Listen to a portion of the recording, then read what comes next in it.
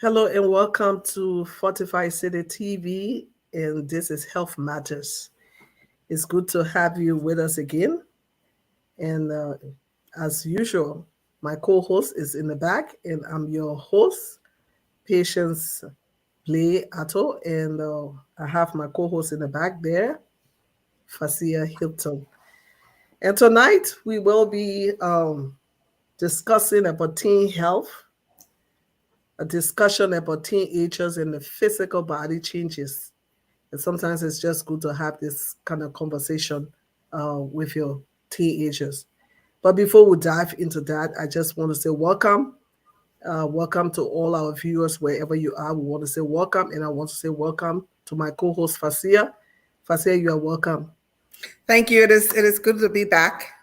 We have been on a little hiatus, not by choice, but because of different circumstances.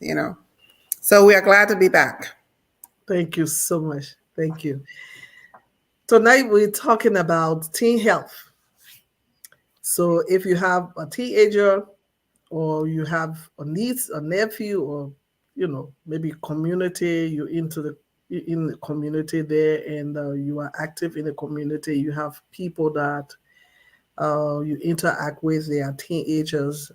I mean, the information is good. You can pass it on, and we're just going to dive into our discussion very briefly. We are not here for too long, but it's going to be a very interactive and interesting discussion. So we want to say thank you for joining us. Please help us share the broadcast. Fasia, we talking about teen health today, and we want to know what does it entails when you talk about teen health. What are we talking about? We'll talk about teen health. Yeah. Well, teen health, we're talking about, our teenagers. This is what we call the puberty era or the puberty stage. And this can start from as early as age 8, even though we are saying teenagers, but this can start as early as age 8. And it can go up to age 19. So the teenage age is from age 13 to 19. But when we talk about the physical changes that can happen, we have to include as young as 8 years old, because nowadays the children are developing faster, Yeah. quicker, and so we saw a trend in the healthcare system that during that age, they are developing faster and experiencing all the things that teenagers would experience, mostly at the age of 13. But now they are experiencing it. So we had to include, the age of 10. But teen health, we have to, as adult, we go to get checkup. As children, teenagers, they still have to have their well checks, the well exam, go take them to the doctor to get check up, and also to complete their vaccines. It's a very, very critical age, or a very, very critical stage, because they are transitioning from childhood into teenagers into young people. Okay, I don't want to say young adult, but young people. So yeah, and that's what we are going to dive in a little for both boys and girls, males and female.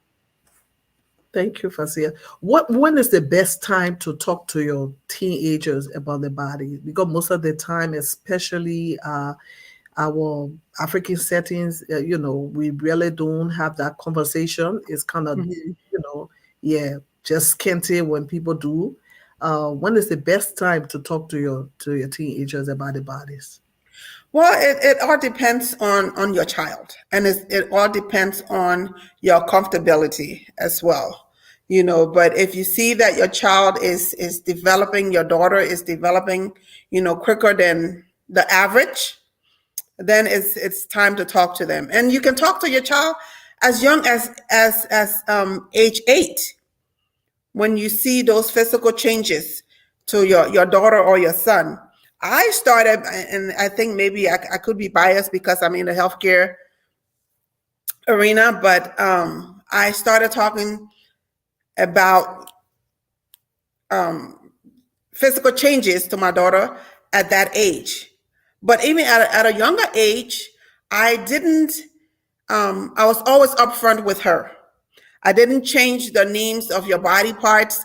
I didn't make up little stories. No, I was very, very blunt. Maybe it was too much information, but I rather her have, Oh, the correct more information from information. me than getting it out there and getting the wrong information.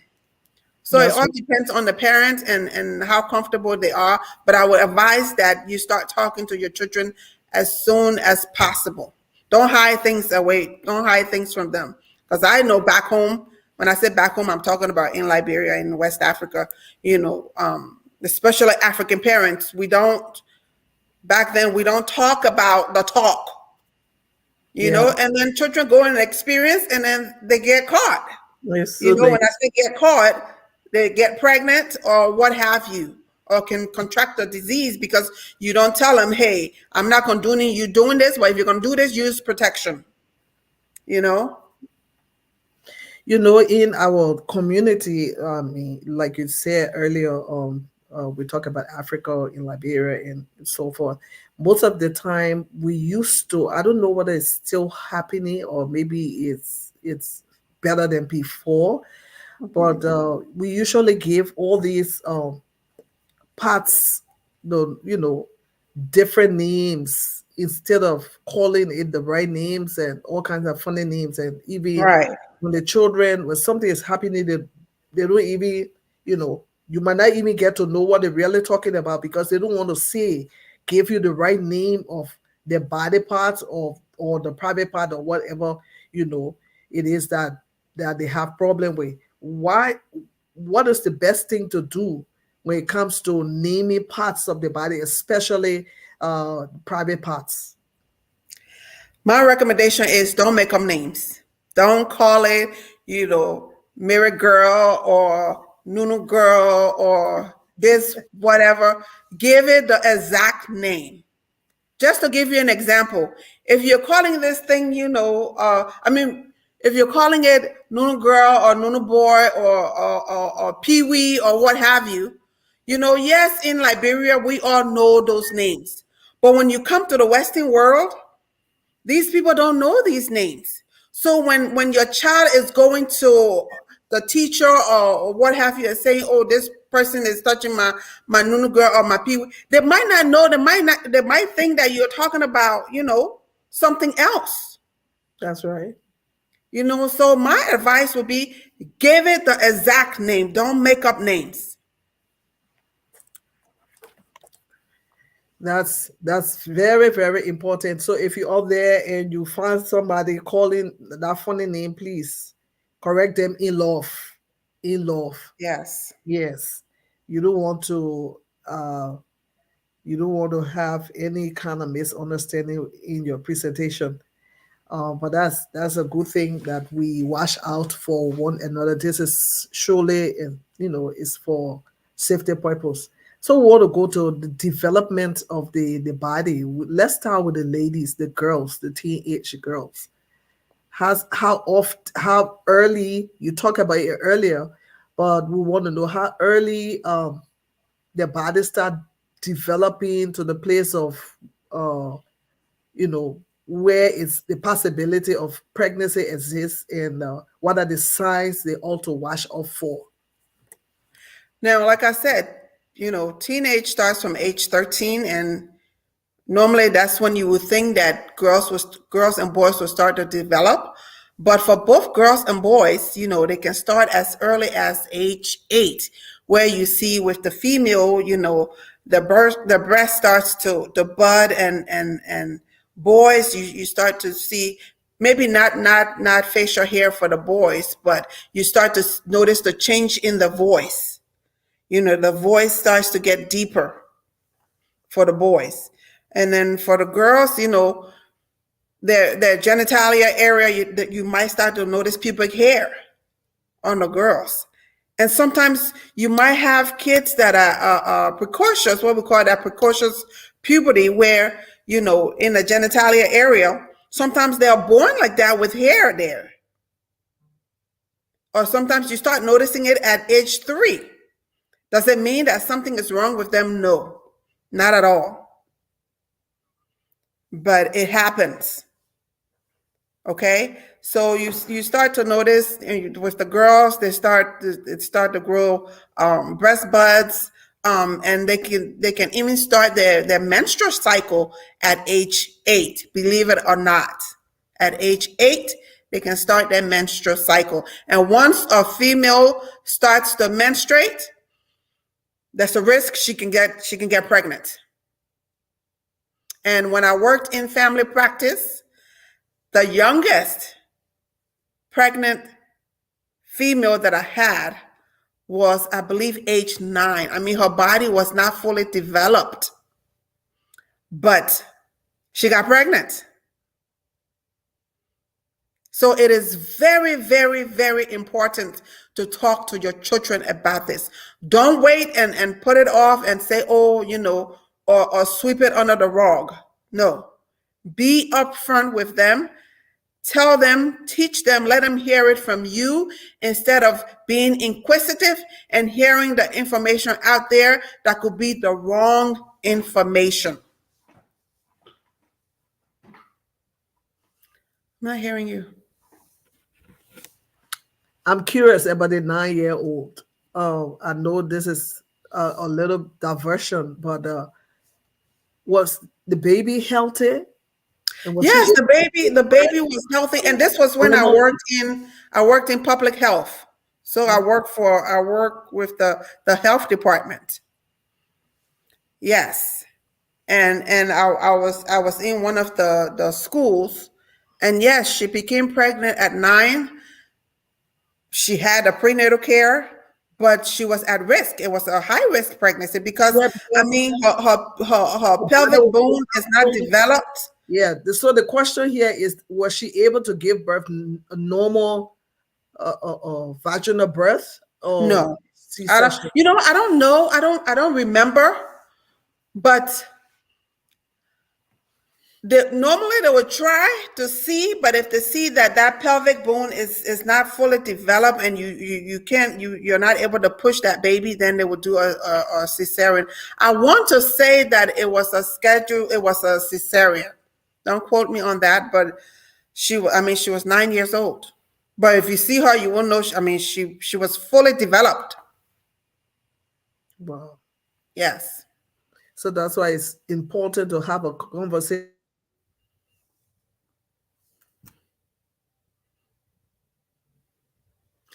I'm not hearing you.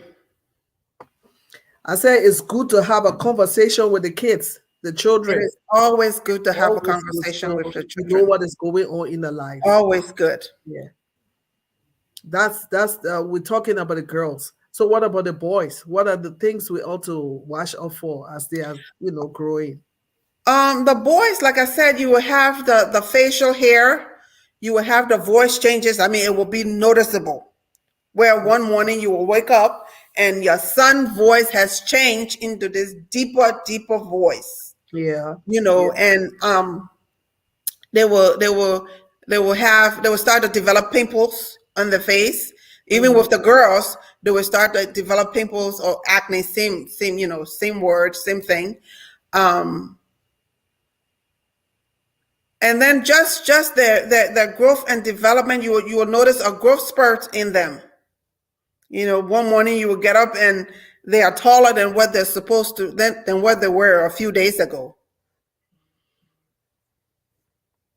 So those are the changes. And like I said, the genitalia hair, you will see that. And there's one thing I need to talk to for the boys. Their testicles. Okay, like I said, we there are different names for it, but back home, most times they don't even know that terminology, testicles, and it's not to their fault. It's what they have heard. Mm. What they have not heard. They have not heard it being called testicles, but we call it, the bag. Okay. Yes, we call Mm. it the bag, or we call it your balls. That's right. Okay, or the sack. When I say bag, there's a word that come in front of it. I just don't want to be graphic here on Facebook, you know. But so with boys, their testicles, you have two seeds in there. Okay, and Yeah. those two seeds should always be descended or down, sitting in the bag. All right. Now, with newborns, sometimes with the boys, sometimes that one of the seed will ascend up. And so we as healthcare providers, they will bring the child and say, oh, there's something wrong. There's only one seed in there in the sac, which is called a scrotum. And then what we do is what you call milking it down to descend it down. And all we do is to massage it. That's the way that you massage it, and you can descend it to bring it down and back into the scrotum. There was a Facebook video, a funny video that was going around that went viral when this little boy, I think he was probably 3 or 4, and he came running out of the bathroom to his parents crying, and he said, "Mom, Dad, one of my balls is not there." And then the father said, "Well, where did it go?" He said, I don't know. And he started crying, because it's frightening, but at times it happens, and it can even happen, as a teenager too, where it will ascend, meaning it will go up there. Yeah. And then you just have to take them to the doctor's office or what have you, or if the parent knows, you can just milk it down. Now, with boys also, there's another situation that is very in that case, I don't think any teenage boys will allow a parent to do that. right, exactly. There's another emergent situation with boys that we call testicular torsion. This is when the testicles it twists, and it cuts off there are other medical terms. I just want to explain it where, the everyday person can understand it. It twists like a donut. Okay. Yeah. And so it cuts off the blood supply to the scrotum, because the testicles, those two balls, they are the one that nourishes the sperm. Yeah. Okay. They help to help nourish the sperm. So if that blood supply is cut off for a certain amount of hours, it can cause the male to be sterile, meaning they cannot have children. And it is very, very, very painful. That one, they will come to you holding, in front of them and in pain, down to their knees, because it's very, very painful. If you ever see that in your boys, take them to the emergency room as soon as possible, because there's a 6-hour window that if it is not corrected, then that child can be sterile. So they have to have an emergent surgery. And they will take them right away to the emergency room. Don't wait and say, oh, take some Tylenol or ibuprofen. No, it's not going to help it. Like I said, it is called testicular torsion. And it usually happens, with teenagers between the ages of 13 to 18, but it can happen anytime. Anytime. It's not very common, but it can happen. Is there something that triggers it? No, it's just one of those things that happens. It's not something that they did wrong. Physical exercise, or maybe not necessarily. No, not necessarily. It's just one of those things that can happen, that the tubes twist, and and like I said, it's very, very painful. And also with the boys. So with girls, I will come back to the girls. Since I'm on the board, let me continue with them. With boys, what I tell my teenage patients is, because I'm family practice, so I see from day one of birth up until the end. Okay. So what I tell my teenage boys and their mothers also, just how we teach the girls to do self-breast exam, you know, right when they start to do it when they start menstruating. Okay. So we tell them pick a day of the month, you know, and you can do your self-breast exam. With boys, especially teenage boys, you have to tell them, I tell them they have to do a testicular exam, meaning those two seeds that are in the sac, you have to feel it. And when I tell them to feel it, they'll look at me strange, like, I'm not touching myself, but you have to. I tell them to touch it. It should be two seeds in there. If they feel anything extra that feels like a frozen peas, let the parent know so that the parent can take them to the doctor to get checked, because it could be testicular cancer. It is not uncommon.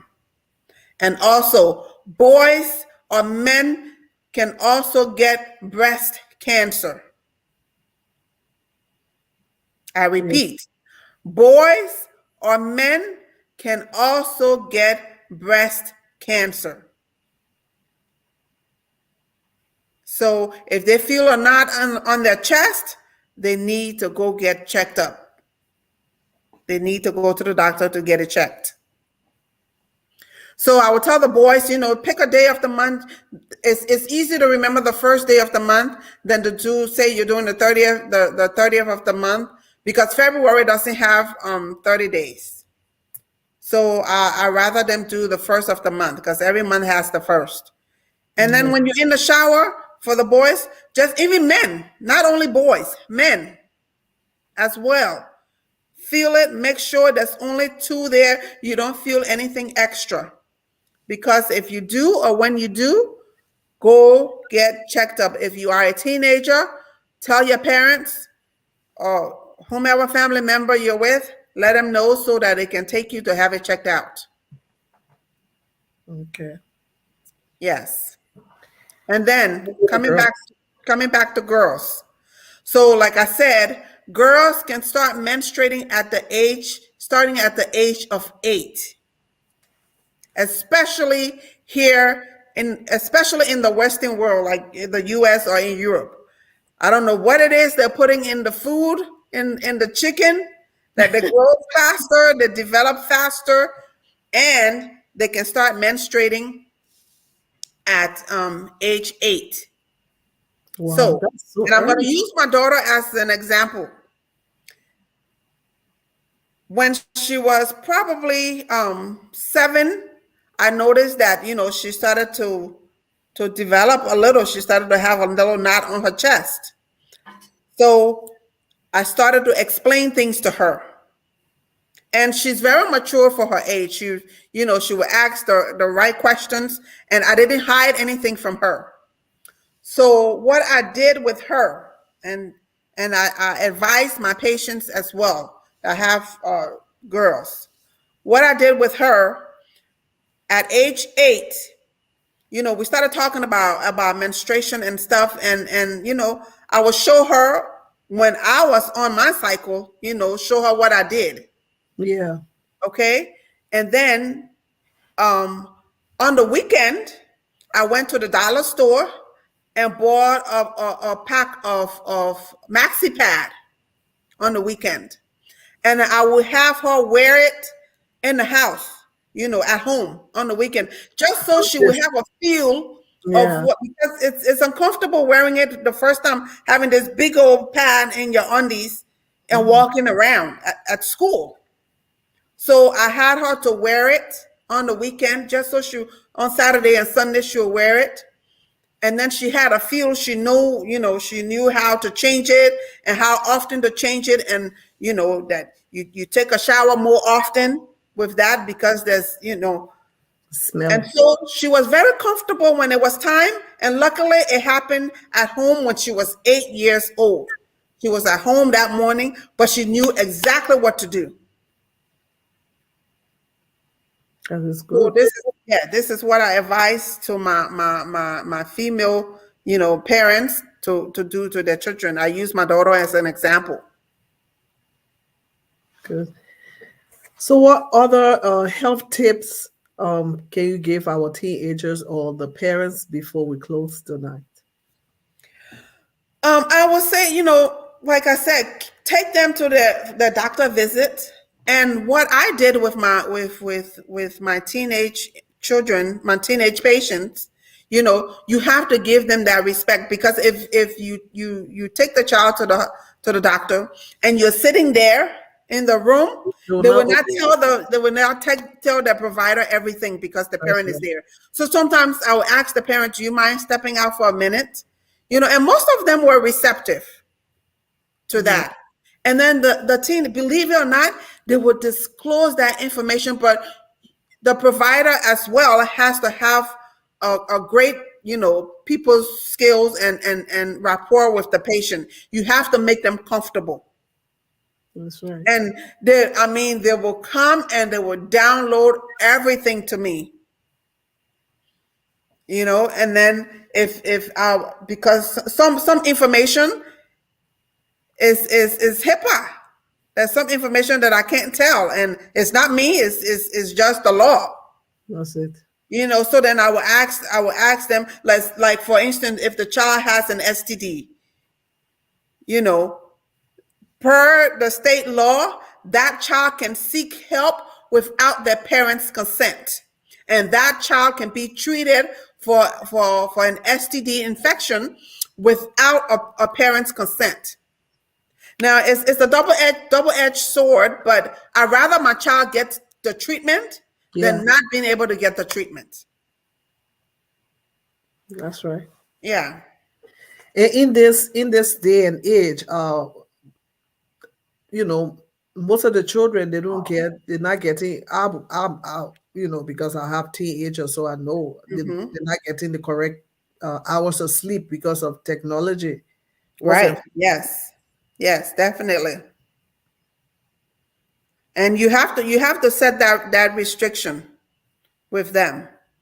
There are tracking devices, especially with the iPhone. You can see what they're doing, or at times too, don't put the TV in the room. That's true. Don't put the TV in the room. And you have on the weekend you can use your phone, but during the week with my daughter, no, that was a cutoff. There was a cutoff to use the phone, and you just have to set the boundaries. That's right. That's right. And this is Health Matters. Today our topic is teen health, a discussion about our teenagers and their physical body changes, and the conversation we need to have with the children as parents or guardian, or whoever have that authority over them at that particular time and taking care of them. There are things that they need to be aware of. So if there's anything that needs to be done, it can be done on time. And telling us all we need to know tonight is my co-host Fasia, and we want to say thank you for joining us again. But we will be back hopefully next week Thursday. Before we go, Fasia, I'm going to give a closing statement before we go. Yeah. Well, again, just be open with your children. Have that open door policy where they feel comfortable to come to you to ask you questions, that you will not shun them. No matter what it is, let them be able to come to you to talk to you about anything and ask you, than to go out there and be inquisitive and inquire and get the wrong information. So have that open door policy. Yes, you can have the open door policy with boundaries, and they can still respect you. Mm-hmm. That doesn't mean by you explaining all of these things to them, giving them all of the information, doesn't mean that you are telling them that it's okay to go out there, and have intercourse or be promiscuous or what have you. No. But it is important that they get the right information. Thank you.